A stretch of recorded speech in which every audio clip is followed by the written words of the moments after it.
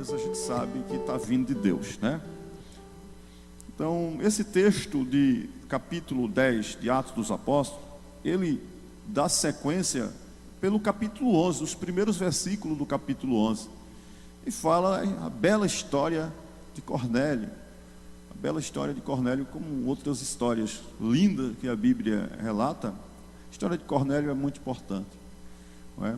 E nós observamos aqui que o contexto desse assunto não está somente aqui em Atos 10 e 11, mas se desenvolve como doutrinas bíblicas, parte da doutrina bíblica para todos os livros da Bíblia também, né? Porque trata aqui de conversão, trata de arrependimento, né?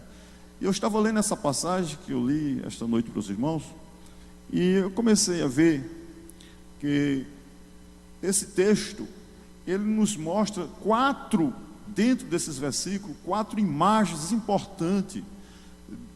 O escritor, ao escrever aqui, talvez ele não sabia, ao relatar a história de Cornélio, que foi Lucas, o quanto que seria importante para a vida dos leitores desta palavra.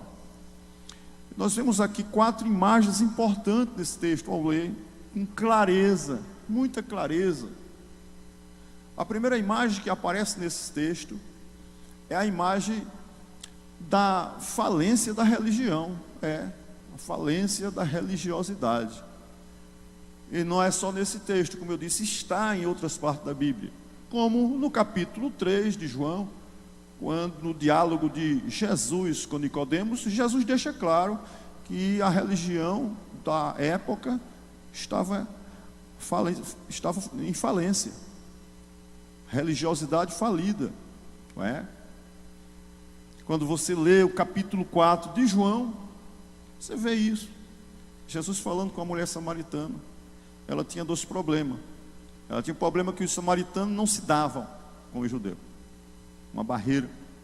E ela ainda era uma mulher prostituta. Jesus queria falar com ela e disse: vai comprar comida, vocês vão comprar comida, que ele queria uma oportunidade para falar com ela. Jesus estava derrubando a barreira da religiosidade, que tem levado muitas pessoas para o abismo.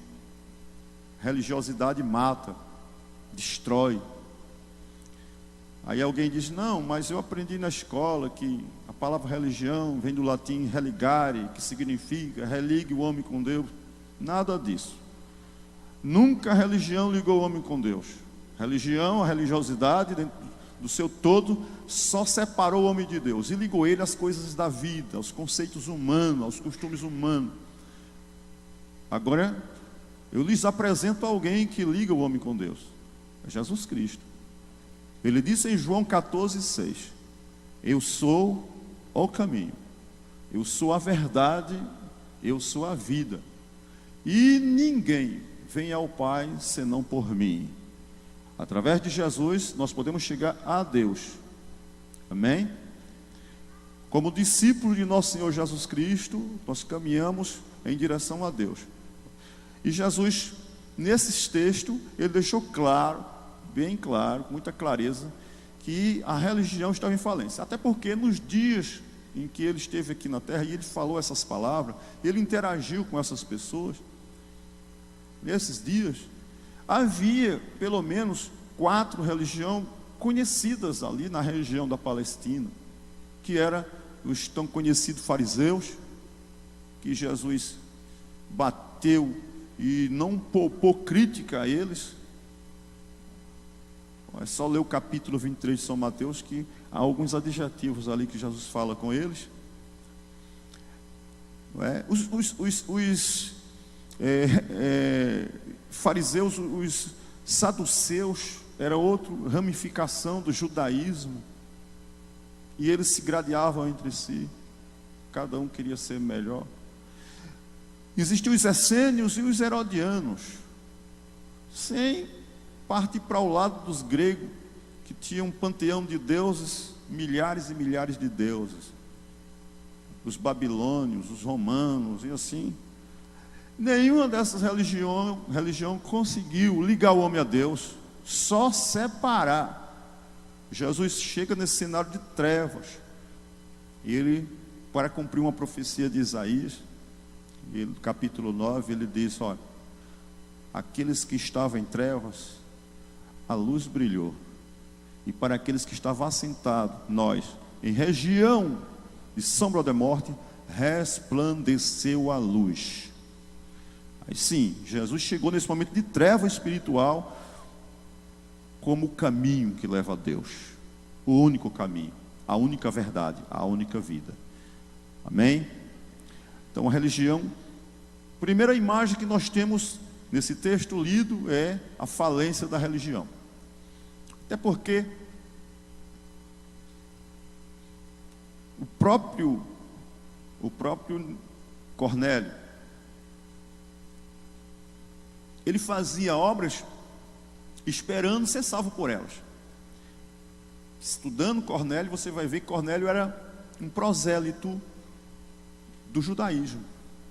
Ele fazia tudo aquilo a Deus, mas ele era prosélito do judaísmo, estava na lei.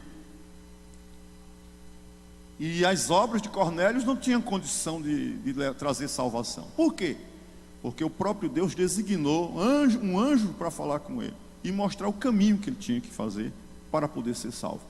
Em outras palavras, suas obras, suas esmolas, suas jejuns, sua oração, sem passar pelo Calvário, tem valor nenhum. Às vezes tem pessoa que quer dar um drible, né? a religiosidade quer dar um drible pelo altar de holocausto e já entrar no lugar santo, ou no lugar santo dos santos, sem passar pelo Calvário. Tem pessoa que quer sair fora da cruz. Não existe cristianismo sem cruz. Cristianismo sem cruz não é cristianismo. Tem que ter cruz, tem que ter Calvário, tem que ter via dolorosa, tem que ter renúncia, tem que ter morte, tem que ter ressurreição. Esses processos não podem ser queimados, nenhuma etapa disso. Fica claro aqui. Deus manda o anjo dizer: olha, o caminho é o Evangelho. O Evangelho está com Pedro. Você vai, chama ele e ele vai dizer o que você tem que fazer. Então, a religiosidade que tem as obras como motivo, fazer obras para ser salvo, está falida. O Senhor não aceitou, faliu. Nós temos boas obras porque somos cristãos. Agora, não é as boas obras que faz você um cristão. Não é as boas obras, é o fazer para conseguir. Outra coisa foi Pedro. Pedro, ele pregava um evangelho, já pregava o evangelho, só que o evangelho de Pedro era um evangelho exclusivo só para o judeu. Jamais ele ia à casa de Cornélio, sendo que Cornélio era um gentil, era prosélito, que era naquela época seria um fiel de terceira classe. De primeira classe seria os oriundos do judaísmo. Agora os proselitismo seriam terceira classe. Isso aí que reza no meio da religiosidade. Primeira, segunda, terceira classe. Eu vou lá não, ele não ia lá. Mas Deus vai lá provar para Pedro, ensinar Pedro, em outras palavras: Pedro, você precisa mudar seus conceitos. O evangelho não é evangelho exclusivo, ele é inclusivo. É para todos. Aí mostra para Pedro um vaso, como se fosse um lençol amarrado pelas 4 pontas. E o que tinha dentro? Répteis, quadrúpedes, esses animais que os judeus não comiam porque era tido como imundo. E Pedro, ao se deparar diante daquela imagem, aí Pedro ouve uma voz que diz assim do céu: Pedro, pega, mata e come. E ele diz: Senhor, eu nunca coloquei coisa imunda na minha boca. E Deus disse para ele: não torne imundo aquilo que eu purifiquei. Se repete por 3 vezes. Na terceira vez, chegam os emissários de Cornélio, procurando Simão, e o Espírito Santo diretamente fala para ele: eles estão te procurando, desce e vai com eles. E Pedro vai a Cornélios, e ali na casa de Cornélios, quebra-se uma barreira tremenda, que a religiosidade apresenta, que é a acepção de pessoa. O evangelho exclusivo, ou seja, o judeu queria Jesus só para os judeus, e não para outros povos. Era exclusivo deles. E o Senhor Jesus está ensinando a Pedro que o evangelho não era só para eles, não era o evangelho exclusivo do judeu, mas inclusivo, que estaria incluindo os romanos, os gregos, os asiáticos, os europeus, os americanos, os africanos, os nordestinos, os gaúchos, os negros, os brancos, os ricos, os pobres, os cultos, os não incultos, os ricos, os pobres. E que somente o evangelho, irmão Jurami, produziria esse milagre tão grande de termos a igreja hoje como um corpo místico de Cristo, dando certo na terra. Vocês entenderam? O que é a igreja? Um grande milagre de Deus. Pessoas de diferentes culturas, diferentes raças, diferente em todas as áreas, mas que goza do mesmo evangelho, serve ao mesmo Deus, pratica a mesma fé, tem a mesma esperança. Quem está entendendo? Esse evangelho tinha que ser inclusivo, nunca podia ser exclusivo, ficar somente para o judeu. Mas olha, gente, eu sempre repito o que disse Heródoto, o pai da história. Na história, nada é novo, tudo se repete. Aquilo que aconteceu naquele dia, pastor Cassiano, na vida de Cornélio, naquele momento ali, de Atos 10, acontece hoje. Existe pessoa que quer Deus só para ela, e o diabo para os outros. Tem gente que é Deus só para ela. Nós não cremos em um evangelho ritilista, de uma nação ariana, diferente de todo mundo. Nós cremos num evangelho de inclusão, em que todos podem beber dessa água salutar do evangelho, em qualquer lugar no mundo. Todos têm o direito de esperar Jesus. Todos têm o direito da eternidade com Deus. Vocês podem dar glória a Deus por isso. Era isso que Pedro precisava aprender.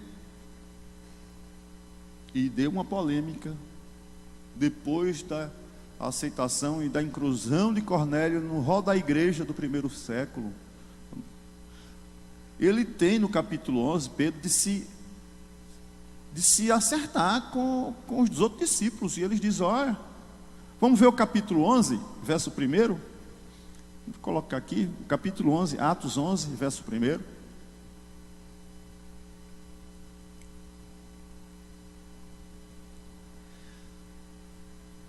Ele foi chamado a atenção, foi levado lá para se explicar.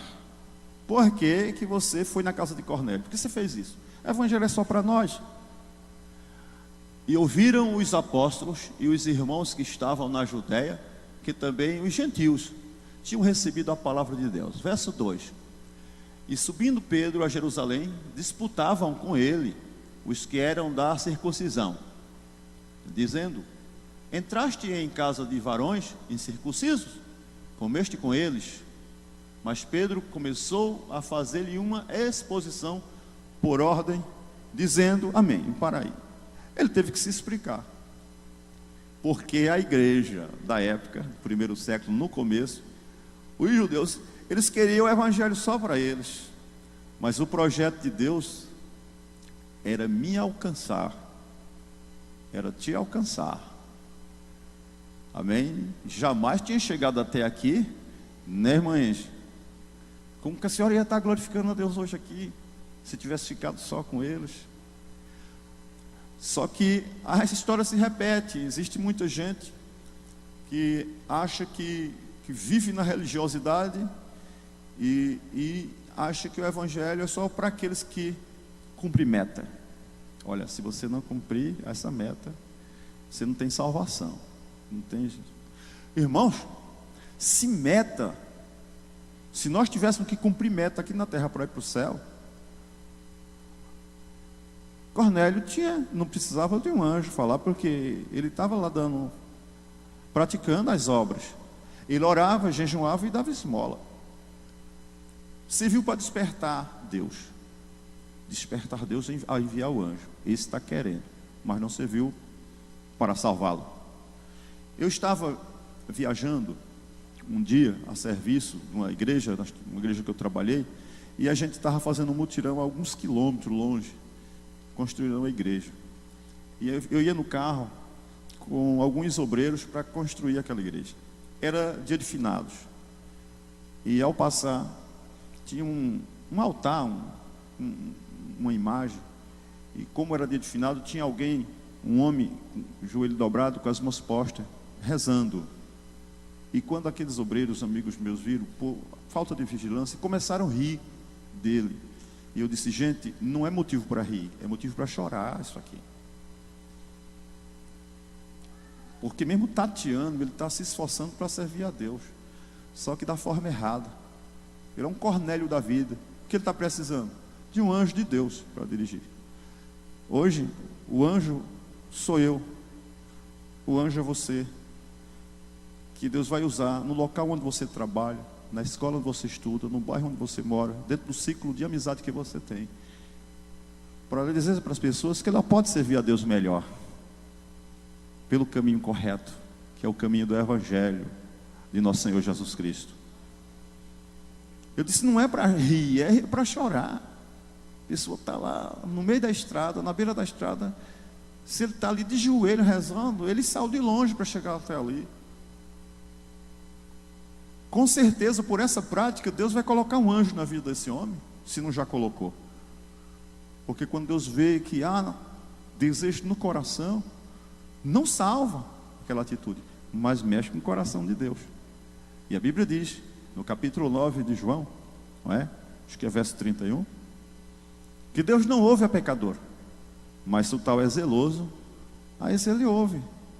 Zeloso ali no sentido de estar buscando, às vezes está buscando de forma errada. Deus vai preparar um anjo para falar com ele, para mostrar o caminho, a forma certa dele servir a Deus melhor. Louvado seja o nome do Senhor.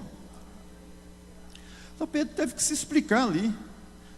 A primeira imagem que nós temos, irmãos, nesse texto, é a falência da religião. Deus decreta falência, está falida a religião. Foi a mesma coisa quando o Senhor chegou para Nicodemos. Nicodemos foi ter de noite, João 3, pode colocar até aqui, João capítulo 3, a história de Nicodemos. Quem era Nicodemos? Era doutor da lei. Ele foi ter de noite com Jesus. E ele chega dirigindo as seguintes palavras: Rabi, bem sei que tu és vindo de Deus, porque ninguém pode fazer os sinais que tu faz se Deus não for com ele. Príncipe do judeu era o homem.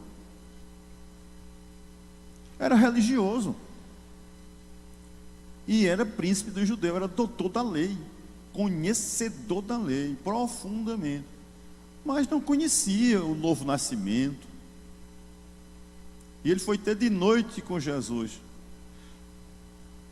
E ele não foi falando o nome dele só, ele estava falando o nome de alguns sacerdotes, porque ele não comete um erro de gramática.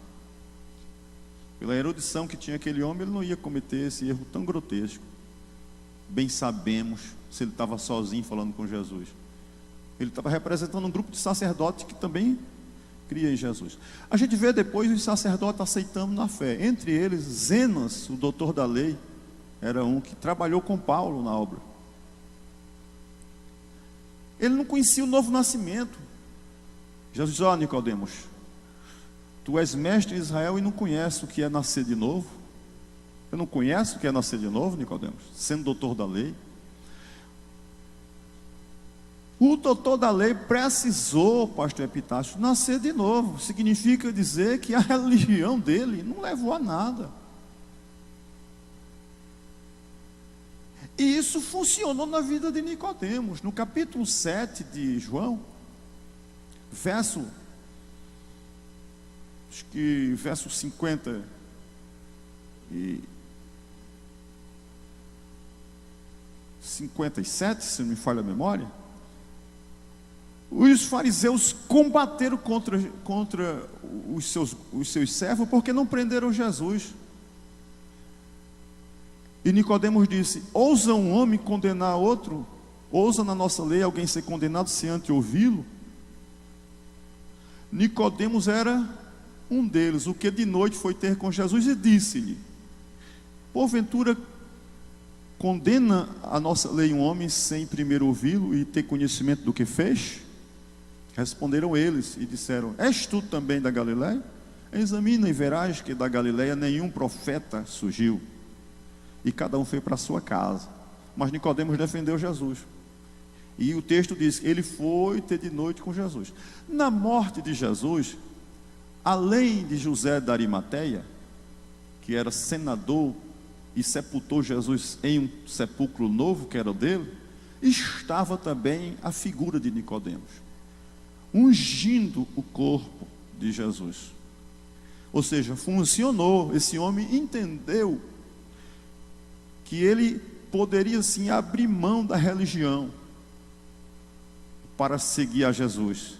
Ele entendeu que a religião dele, tudo aquilo que ele tinha aprendido, os seguimentos, as tradições judaicas, não ia levar ele a lugar nenhum. Abriu mão disso para seguir a Jesus. Amém? Veja uma coisa. A mulher samaritana, no capítulo 4, a Bíblia diz: depois do diálogo que ele teve com Jesus, como eu disse, duas barreiras, por ela ser samaritana, Jesus disse: dá-me de beber. Ela disse: como pode tu me pedir de beber, sendo eu mulher samaritana? Visto que os samaritanos não se davam com os judeus. Jesus foi quebrar a primeira barreira da indiferença. A religiosidade só causa barreira de indiferença. Eu sou crente, mas não me dou com aquele que é crente da outra igreja. Aí ele é crente, mas não usa o véu. É só primo. É crente, mas corta cabelo e veste calça comprida. Existia isso na Judéia.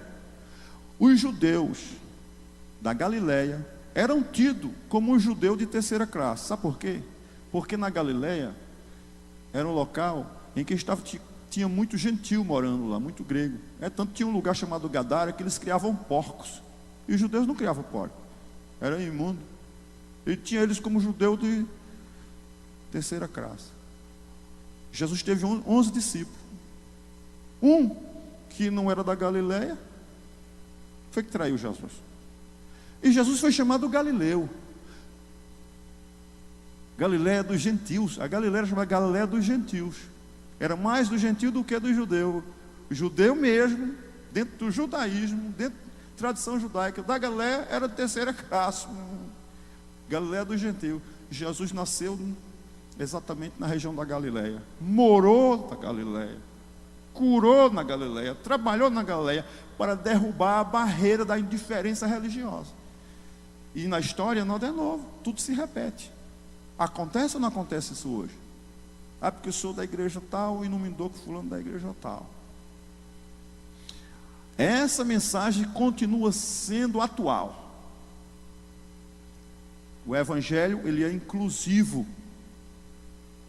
Não é só de uma parte, não existe elite na igreja para ser salvo. Não. O evangelho é para todos. Louvado seja o nome do Senhor. Ele é inclusivo. A segunda diferença era a diferença porque ela era uma mulher prostituta, mulher samaritana. Mas quando ela conhece Jesus e que Jesus revela a ela e diz: olha, mulher, se tu soubesse quem te pede, tu me pediria, eu te daria água água viva, água salutar. E quando ela entendeu, a Bíblia diz que ela deixou o cântaro nos pés de Jesus e foi correndo para a cidade. Detalhe, característica de quem deixa a religiosidade para seguir a Cristo, para ser seguidor de Cristo. Ele entrega-se por completo. Cântaro ali é o coração, entrega o coração por completo e não quer só para ele aquilo, quer para todo mundo aquilo que ele recebeu. Não é assim? A pessoa aceita Jesus, ele quer levar a família, o irmão, todo mundo. Não é assim? É ou não é? Quer levar todo mundo. Característica de quem deixa a religiosidade para seguir a Cristo. Quando ela viu aquilo, ela disse: não, agora deixou o cântaro aos pés de Jesus, o coração, e saiu correndo, evangelizando, levando o que ela recebeu, a água salutar. Ela entendeu que não era a água daquele poço, Edgar, não era. Ela entendeu que a água que Jesus falava era a água da vida, aleluia, era a água do Evangelho, era a água da graça, a água salutar da salvação. E ela disse: eu vou levar para aqueles homens, para que eles recebam. E eles vieram, e depois que tiveram contato com Jesus, foram até ela e disseram: mulher, já não é mais pelo que tu disseste, mas nós mesmo vimos, conferimos, que este homem é o Salvador do mundo. E eles disseram isso. Quando Cornélios entendeu isso, ele não quis só para ele. Pedro vem trazer na minha casa o Evangelho, é bom esse negócio, essa notícia é boa, o anjo falou que é bom, então o que ele fez? Cornélio reuniu toda a sua família e os amigos mais íntimos. Está escrito assim, porque coisa boa a gente quer para a nossa família, quer para as pessoas que a gente ama, a barreira cai, entendeu? Quer levar para outras pessoas. A primeira imagem desse texto é a falência da religião. Jesus veio para declarar falida a religião e dizer que somente Ele salva, somente Ele liberta, somente Ele leva para o céu, aleluia, e que Ele nasceu e morreu por toda a humanidade. Amados irmãos, por que a religião faliu? Jesus declarou falida porque a religião foca nas obras. A religião faz acepção de pessoa, busca o cumprimento de metas. Se você não cumprir essa meta, não fazer alguma coisa, você não é merecedor da salvação. A religião diz isso. Mas o Senhor Jesus, Ele não tem ninguém por acepção de pessoa, não é? Está escrito no mesmo texto, capítulo 10, verso 34. 10 e 34 de Atos. E abrindo Pedro a boca, disse: reconheço, por verdade, que Deus não faz acepção de pessoas, mas que Ele é agradável àquele em quem qualquer nação o teme e faz o que é justo. Aprendeu? Ele aprendeu. Reconheço por verdade que Deus não faz acepção de pessoa, mas que Ele vai em busca em todas as nações, todas. Louvado seja o nome do Senhor. Então Deus não faz acepção de pessoa, mas a religião faz. O religioso faz isso, né? A religiosidade cega. Mateus capítulo 23, nos seus versos 16, 17, 19, 24 e 25, ou seja, 1, 2, 3, 4, 5, 6 versículos, Jesus diz que os fariseus são cegos. Ele chama fariseus condutores cegos, insensatos cegos. Verso 19: insensatos e cegos. Versículo de número 17: insensatos e cegos. 16.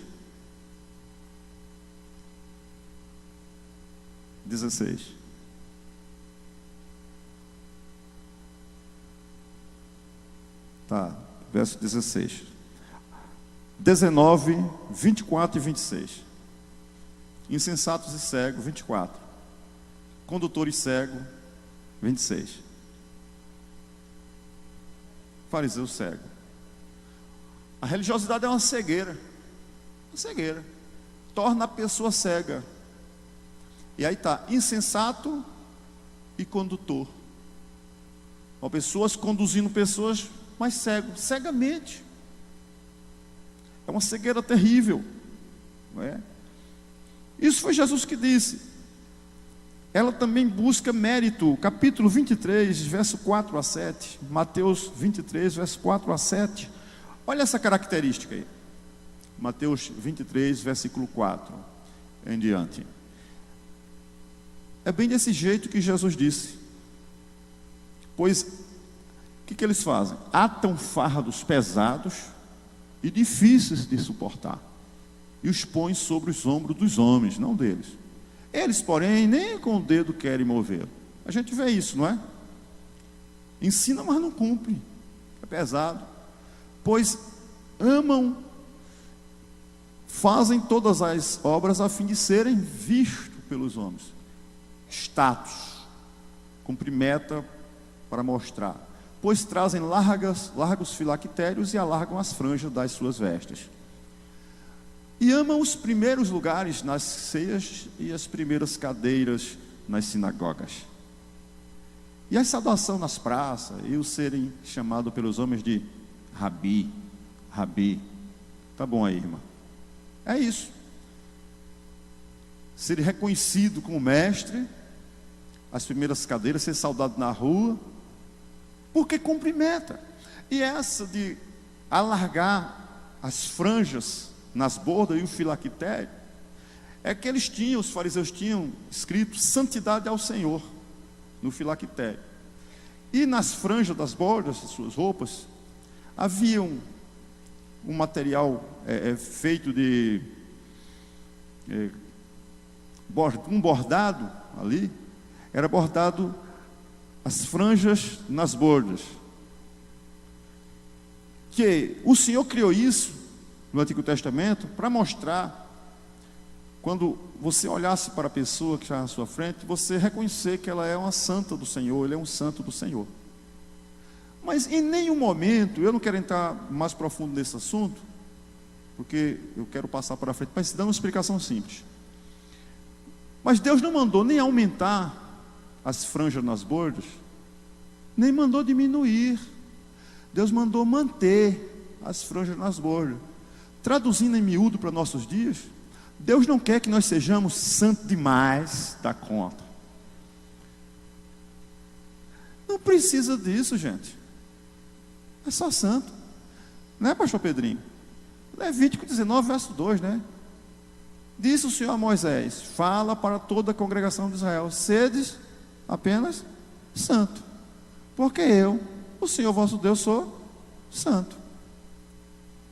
Não precisa aumentar, mas também não precisa diminuir. Não precisa diminuir. Não precisa perder a santidade, mas também precisa aumentar, mostrar que é mais santo do que todo mundo. Mas a religiosidade quer isso, para mostrar que é mais santo do que os outros. Mas graças a Deus que Jesus Cristo veio para nos fazer discípulo dele e deixar de lado todo tipo de religiosidade. A misericórdia de Deus traz transformação consciente. É a misericórdia de Deus que traz transformação consciente, não é? Louvado seja Deus. O milagre do novo nascimento, que aconteceu com Nicodemos, que foi ensinado a Nicodemos, ele acontece em nossa vida hoje, acontece, é tudo o que o mundo precisa, é do milagre do novo nascimento. Milagre do novo nascimento. Uma pessoa nascida de novo, carrega em si as características de Cristo. Ele é parecido com Cristo. Paulo diz o quê? Sede meus imitadores como eu sou de Cristo. O que nós precisamos é ser parecido com Cristo. Pense aqui agora. Vamos pensar um negócio aqui. Imagine um casal de japonês. Tem um filho que não é japonês, não tem os olhos apertados. Se é filho de japonês, tem que parecer japonês. Você está entendendo o que eu estou falando? É genético, é genética, tem que parecer. É o DNA, tem que carregar o DNA. A marca. O que o Senhor diz na sua palavra é, em Levítico 19, verso 2, sede santos, porque eu sou santo. E quem é filho de Deus é santo. Está lá escrito. Porque o Senhor vosso Deus é santo. Você é filho de Deus? É santo. Santão não. Sem os extremos. Sem os extremos. Sem as polaridades. Precisa demonstrar para ninguém isso. Só seguir a Cristo. Só seguir a Cristo. Só servir a Cristo. É só isso. Quem faz a obra de transformação é o Espírito Santo de Deus. Aleluia! E nós estamos aqui sendo trabalhados na casa do Senhor. Deus está trabalhando de dentro para fora, dentro de nós. Não é de fora para dentro. Não é no cabelo, não é na roupa. Agora, quando a mudança vem de dentro para fora, é diferente. Você está seguindo a Cristo. O Senhor está trabalhando em nossa vida. Louvado seja o nome do Senhor para sempre. A segunda imagem, irmãos, que nós temos nesse texto é a imagem do mundo perdido. Parece que o texto aqui está mostrando, todo o texto, que está ficando caótico. Está ficando caótico. Primeiro, a religião que todos esperavam que podia levar à salvação, está falida.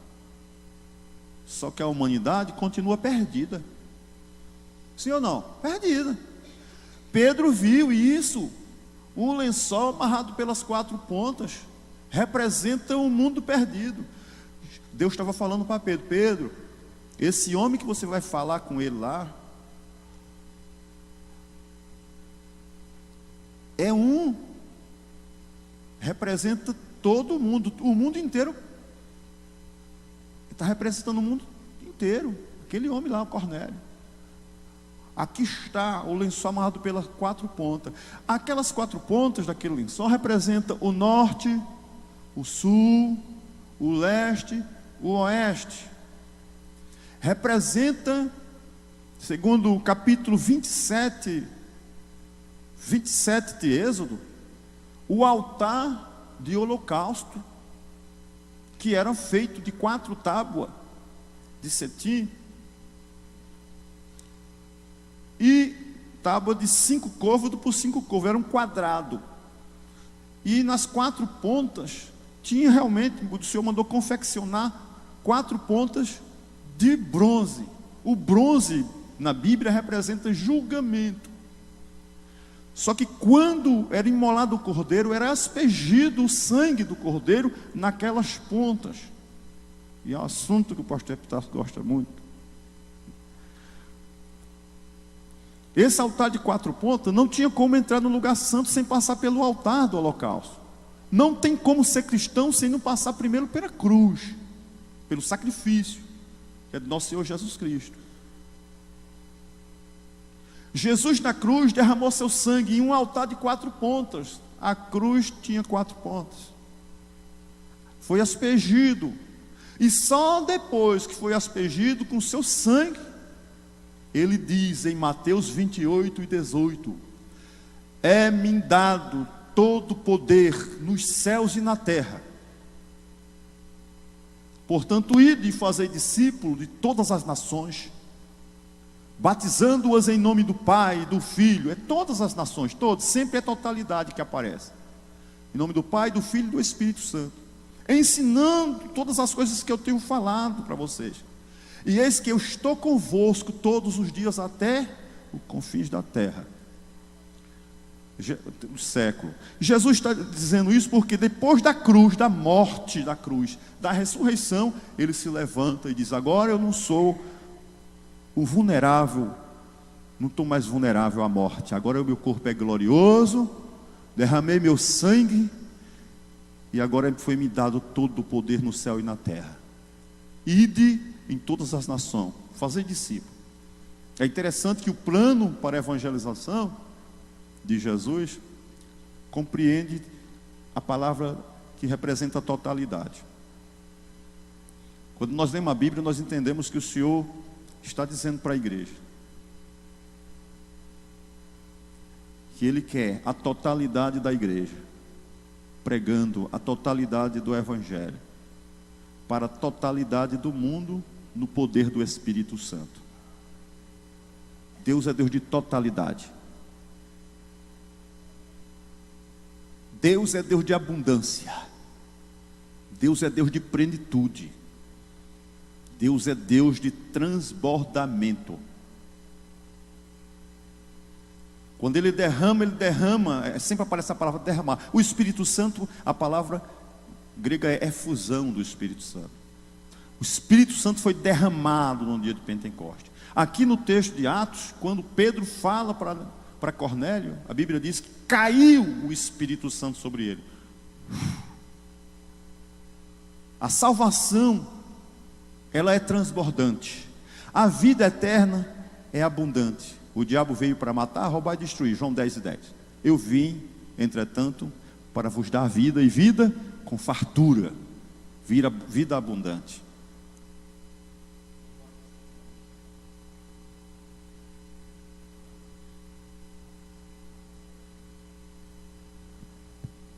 Glória a Jesus. O mundo estava perdido.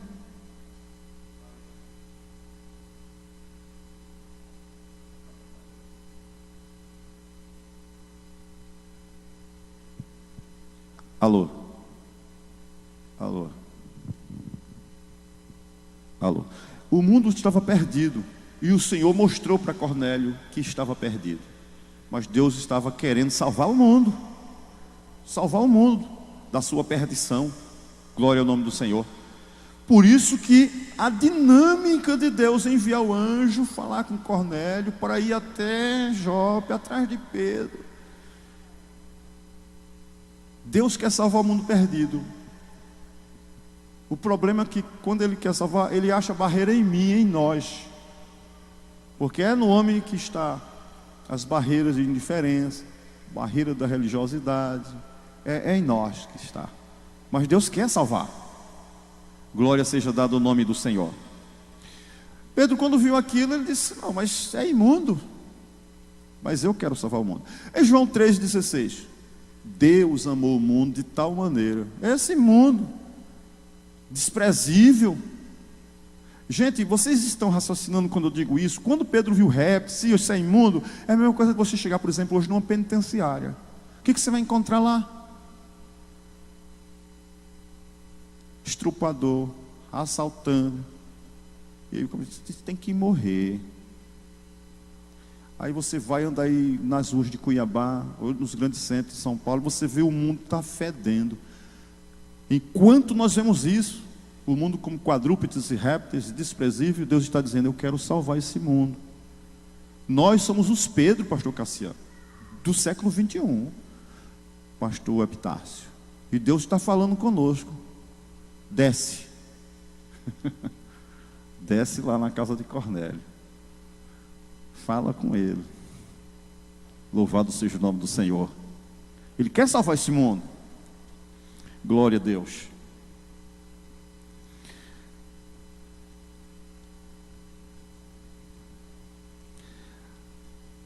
Deixa eu correr um pouquinho aqui. A imagem do pecador arrependido. Cornélio é a imagem do pecador arrependido. Imagem de um pecador arrependido. No 10:33. 10:33. E logo mandei chamar-te, disse Cornélio, e bem fizeste em vir. Agora, pois, estamos todos presentes diante de Deus, para ouvir tudo quanto por Deus te é mandado. Queria ouvir Deus falar. Cornélio queria ouvir Deus falar, mas ele entendia que era através de Pedro. Arrependido. Pecador arrependido. O que acontece na vida de uma pessoa quando ele se arrepende? A primeira coisa que acontece na vida de uma pessoa, para ele receber a salvação, é reconhecer que é um pecador. Segunda coisa é se arrepender dos seus pecados. E em terceiro, se arrepender dos seus pecados. Ou seja, reconhecer que é pecador, mas se arrepender dos seus pecados, mas confessar seus pecados é igual a perdão, salvação. Foi o problema que Deus teve com Adão no Éden. Quando Deus insiste com Adão, onde tu estás? Não é que Deus não sabia onde Adão estava. Deus estava dando uma oportunidade para Adão confessar. Queria a confissão, ele reconhecer. Mas em vez de ele reconhecer, ele joga a culpa para Eva e para o próprio Deus. Aí Deus vai para Eva, diz, quem sabe ela vai confessar. Eva diz, a serpente foi o diabo. E é o que acontece hoje. Quando a gente não joga a culpa em alguém, a gente joga no diabo. E aí nós temos um diabo das costas largas, né? Tudo é ele. E a nossa culpabilidade, pelo lado humana, fica isolada. Nós ficamos como os bonzinhos. Assim é o ser humano. Nós temos o formalista, porque eu não fumo, porque eu não bebo, porque eu não minto, porque eu pago todas as minhas dívidas, porque o padrão na social, ele pode estar no padrão social humano, está aqui, ó. Mas se não se entregar para Jesus, nada feito. Nada feito. O caminho é Jesus, não é as obras. Não é as obras. Glória a Deus. Então, irmãos, ele se arrepende. Ele passa por essas etapas na vida dele, Cornélio. Ele não queimou a etapa. Ele reconheceu o seu pecado. E quando ele reconhece, ele se arrepende. Se arrepender é mudar de ideias, mudar de atitudes, completamente, mudou completamente de atitudes. E aí ele pediu perdão. Durante a pregação, a ministração de Pedro, a Bíblia diz que caiu. Eu não vejo ali Pedro fazendo convite. Você quer se entregar para Jesus? Você quer aceitar Jesus? E então eu não acho tão importante, não acho importante você aceitar Jesus. Jesus tem que aceitar nós. Temos que nos entregar para Ele. Entrega, não é aceitar Ele. Quem está precisando de Jesus sou eu tenho que me entregar para Ele, não aceitar. Aceitar o plano de salvação que o Senhor nos dá, não é? E se entregar para o Senhor Jesus. Glória a Deus. Caiu o Espírito Santo quando? Na hora da pregação. Porque houve um movimento espiritual naquele momento na vida de Cornélio. É maravilhoso. Irmãos, tem algo que está mexendo comigo ultimamente. E cada vez que eu leio a Bíblia, a conversão de Cornélio virou notícia. Notícia. Até hoje, está sendo noticiado agora aqui. Sendo pregado, virou notícia.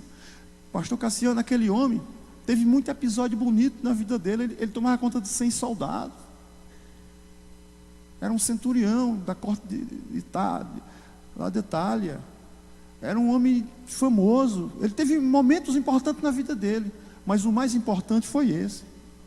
O mais importante foi a conversão dele a Deus.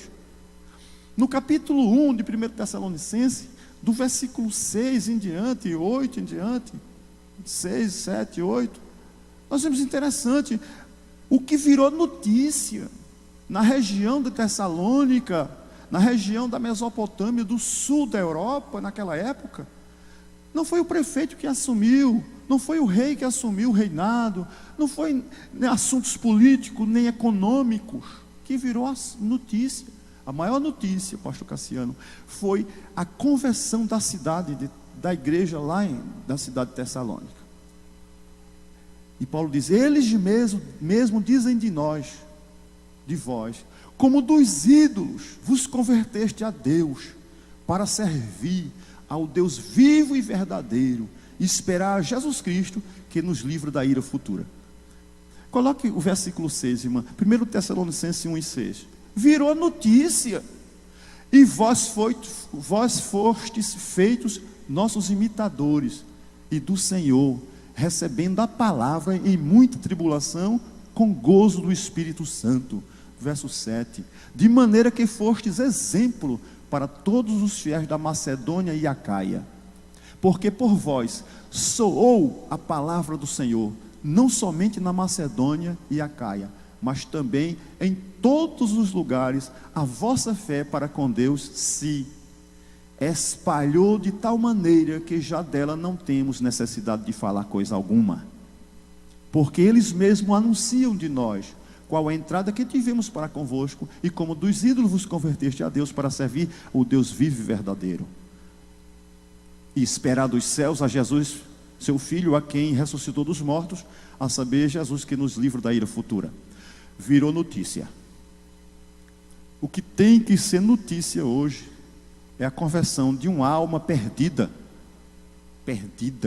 Alma perdida, que aceitou Jesus, deixou o mundo, deixou o diabo e teve a vida mudada. O que é mais importante na nossa vida não é o emprego que temos, não é o carro que compramos, nem a casa. E isso tudo é muito bom. Eu só estou dizendo que é menos importante do que a salvação em Jesus Cristo. Você crê assim? É menos importante do que a salvação. A salvação é mais importante, está acima de tudo. O dia que nos entregamos ao Senhor Jesus, isso tem que ser notícia, e notícia boa.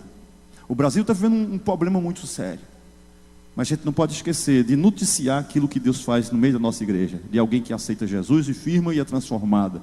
Isso é maravilhoso, a conversão de uma alma. Glória ao nome do Senhor, é motivo de festa, de alegria. Aleluias. A última imagem é a imagem do Deus Salvador. No versículo 42 e 43, diz assim: e nos mandou pregar ao povo e testificar que Ele é o que por Deus foi constituído juiz dos vivos e dos mortos, Jesus.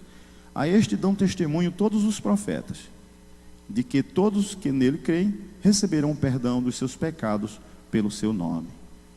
Todos receberão, que creem em Jesus, receberão perdão dos seus pecados pelo seu nome. Esse é o Deus perdoador, salvador, a imagem do Deus salvador. Atos 10, 19. Atos 10, 19. E pensando Pedro naquela visão, disse-lhe o Espírito: eis que 3 varões te buscam, levanta-te, pois, e desce, e vai com eles, não duvidando, porque eu os enviei. Desce, vai. O interesse de Deus era salvar Cornélio e sua família. Mas a exemplo disso, o mundo inteiro, tipificado pelo lençol amarrado pelas 4 pontas. Para terminar aqui,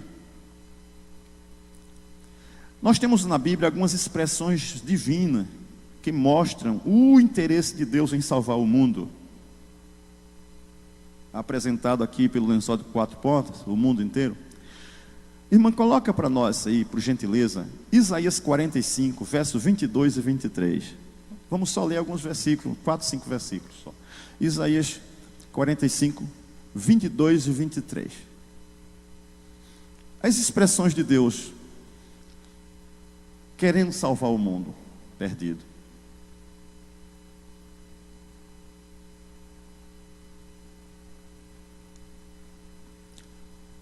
Vamos ler junto? 1, 2, 3.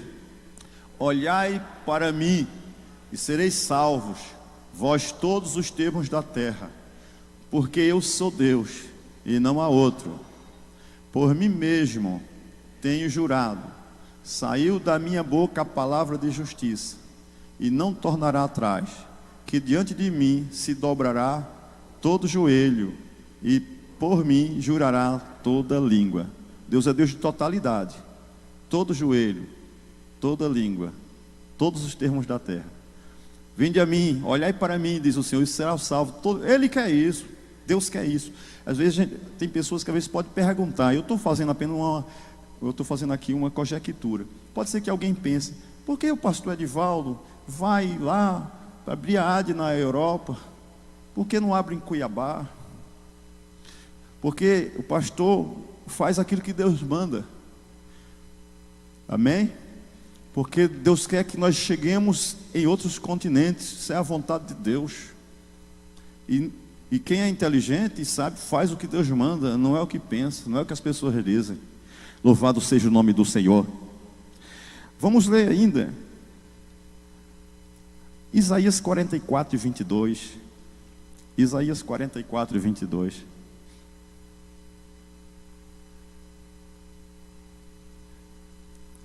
Nós já vamos louvar o Senhor, já vamos tirar a oferta e já vamos finalizar com a oração em alguns minutos.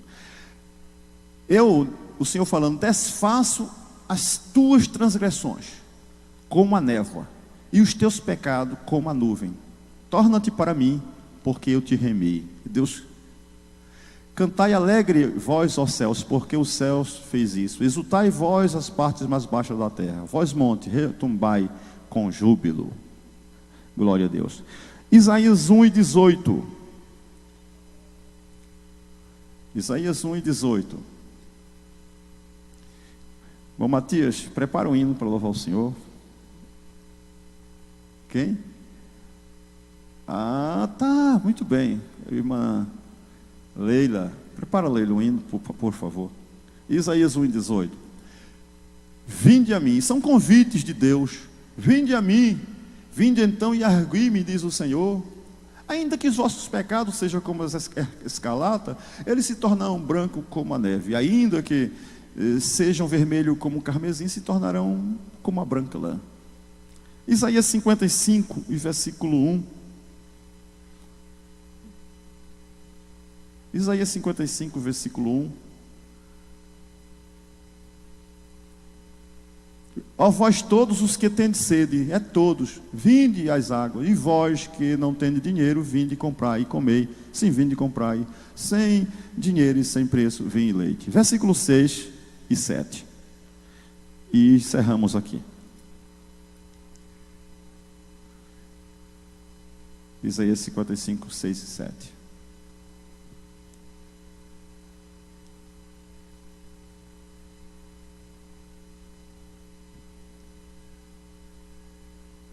Buscai ao Senhor enquanto se pode achar. Invocai-o enquanto está perto.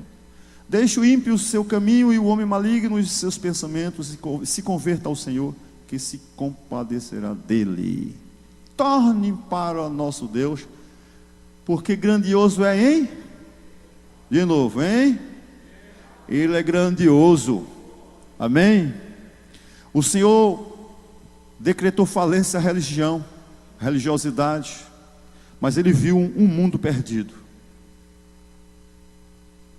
E Ele está buscando um pecador arrependido. Louvado seja. Ele continua sendo o Deus Salvador, Perdoador. Glória seja dado o nome do Senhor. Que Deus abençoe os irmãos. Nós vamos ouvir a irmã Leila louvando o Senhor. Mas antes eu peço para fazermos uma oração ao Senhor nosso Deus neste momento. Vamos ficar de pé e orar ao Senhor. Senhor nosso Deus, nosso Pai, eu oro neste momento a Ti com a Tua igreja. Acabamos de entregar esta palavra que o Senhor colocou em meu coração nesta noite, e assim transmitir conforme o Senhor mandou que fizesse. Senhor, é possível que neste momento o coração dos Teus filhos esteja fértil e alguém esteja neste momento, quem sabe, pedindo perdão a Ti. Quem sabe, Senhor, tenha alguém ou aqui ou em casa, Senhor meu Deus, pela internet, assistindo esse culto, ouvindo Tua palavra, e está fazendo, Senhor, uma nova aliança com o Senhor. Meu Deus querido, eu peço ao Senhor que venha ouvir os Teus filhos, e ouvir Teus servos. Confirma a bênção neste momento em que oramos, confirma o milagre em cada coração, para a glória do Teu nome, Deus Pai. Eu te peço e te agradeço em nome de Jesus. Amém.